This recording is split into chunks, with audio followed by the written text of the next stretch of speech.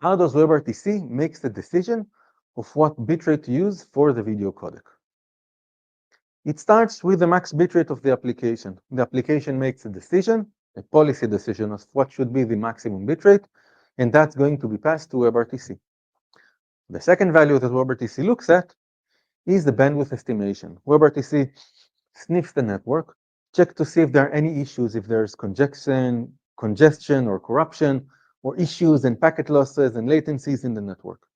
Based on that, it is going to decide what is the estimated bitrate or bandwidth that is available for it. That's going to be another maximum target value that WebRTC is going to look at. Now, the same way that WebRTC is going to look at the network, it is going to look at the device itself. It's going to look at the CPU and see if there is enough resources and power there to encode the things that it wants to.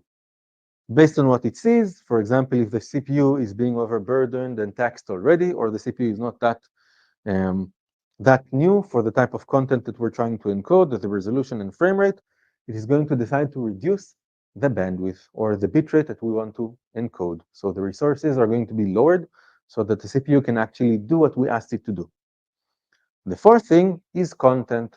The type of content is going to affect what we're going to encode. If the image itself is static and there is nothing there, we're going to have a lower bitrate than what we want. Why? Because there is no need for that. Okay, so that's a dynamic decision that takes place there.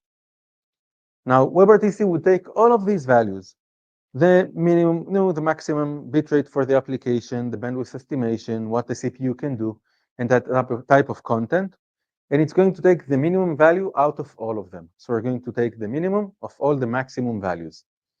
That value is going to be passed to the encoder as the target bitrate that the encoder needs to generate. The video encoder will try to hit that target, but it's not exact science, so it might overshoot or undershoot that value. If it undershoots, in the next frame, it might try to overshoot because it has a higher budget.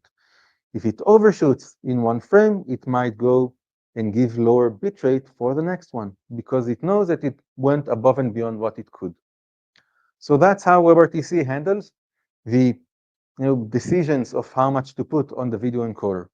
If you want to learn more about WebRTC, check out my website at blog.me and follow me there.